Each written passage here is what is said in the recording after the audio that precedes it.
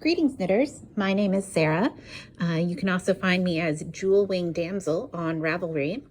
Today I'm going to walk through an introduction to double knitting, which is one of these knitting magic tricks I enjoy that results in a double thick fabric that is reversible. There's no wrong side. And particularly interesting, it's usually worked in two colors. And what you end up with is on your front side of your work, you have one image, and on the reverse, you've got the mirror image in the opposite colors as what you have on the front. So here I have a blue sheep on a white background, and then on this side I've got the mirror image where my sheep is now white on a blue background. That is accomplished by working both sides at the same time, actually, using two colors of yarn and alternating knits and purls across the row. Specifically, you're going to work a knit of one color followed by a purl of the opposite color all the way across the row. And what happens then is those knit stitches pull themselves to the forward of the work, and the purl stitches pull themselves to the back of the work. And this swatch here is actually a good example. I left the edges open intentionally so you can see what's going on inside here. So here I've got my gray stitches that are all knit stitches, and you can see that I actually have two pieces of fabric here. So I've got the gray that's in stockinette, and I've got the pink, which I had worked as my purls, but those purls then are going to be on the inside, and the reverse is that stockinette in the pink. So you can see that there actually are two fabrics that you're working on at the same time when you knit a gray stitch followed by a pink purl. So another thing that I'd like to show you is the chart. So since we're doing color work, one of what I think is the easiest ways to do that is with a grid, telling you what each of your stitches should look like. The difference in double knitting is that traditionally when you're working a chart, each square represents one stitch. And in the case of double knitting, each square actually represents a pair of stitches, because remember, you're only going to see what's on the front, but you're working the back at the same time too. So on this chart, my white squares are a knit of my white color, followed by a purl of my contrast color. That is on the front side of the work. When I turn the work, I'm going to do the opposite. So what's a background on the front side is going to be the contrast on the back. What's the contrast on the front is going to be the background on the back side.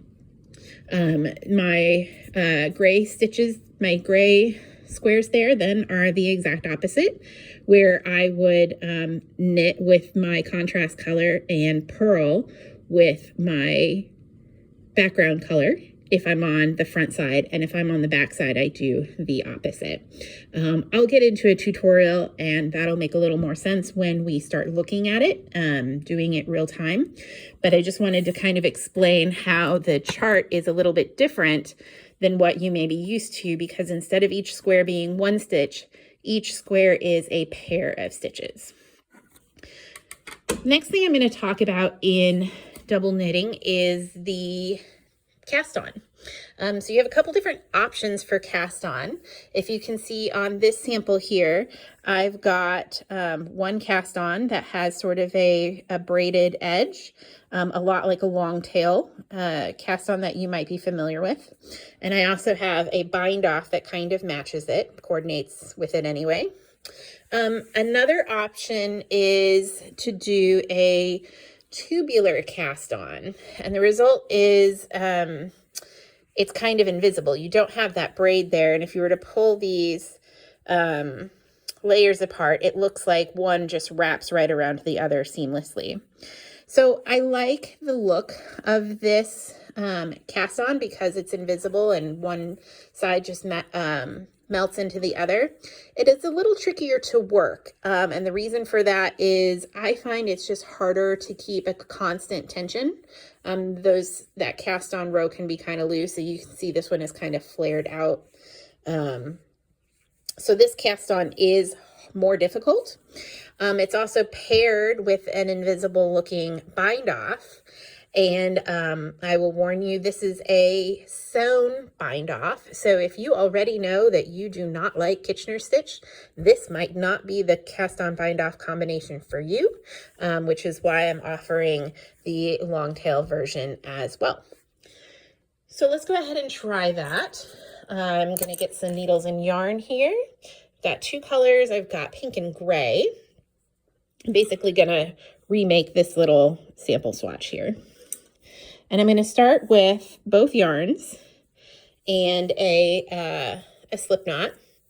And you only need about as much yarn as you're going to weave in as your tail, because you're going to be doing all of your work with these longer strands that go back to the yarn balls.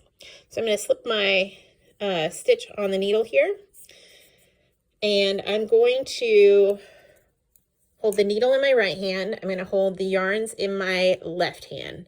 I'm going to think about for a minute which color I want to be as my background on the front side. And so I think I'm going to go with the gray background with a pink contrast on the front, and then the back will be a pink background with a gray contrast. So I'm going to start with the gray yarn in front and the pink yarn in back. So I put my fingers in between the two strands and just kind of grab them with the rest of my fingers. And then I'm going to pull them down. And this cast on actually works a lot like a long-tailed cast on, only I'm using two working yarns instead of a tail. So to start with, I'm going to go under this front gray, and I'm going to wrap around and grab the pink behind and come back through this gray loop and drop it and pull it tight. And so now I have one pink stitch on my needle. I started under the gray to grab the pink, and so the pink is on the needle. To do the next stitch, I now want a gray stitch, so I'm going to do kind of the opposite. I'm going to pull my yarns so that I have that little cross there on the pink, and I'm going to go through the cross. I'm going to come up around and grab that gray and back through that loop in the pink, let go of the pink or let go of the loop and pull it tight.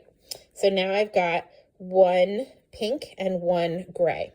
My slip knot is not going to count as a stitch, by the way. When we do our first working row, we'll work to that point and then drop that slip knot. All right, so I'm going to do that again. Gray is in front, pink is in back. I'm going to go under my gray cross into that loop. I'm going to grab the pink and pull it through that loop, drop and tighten. And then to get my gray stitch, I'm going to create a little pink cross there, come up through it, grab my gray yarn, come back through that loop, drop, and pull it tight. So now I have two pairs of stitches, pink, gray, pink, gray. I'll do that a few more times, remembering that every stitch in your pattern or every block in your grid is actually a pair of stitches. So if you're following my pattern for winter woolly, I instruct you to cast on 35 pairs of stitches. So not 35 stitches, but 35 pairs. So you'll have 35 pink and 35 gray. So I'm going to pull that through again. Now is a good time to point out that I am actually a left-handed knitter.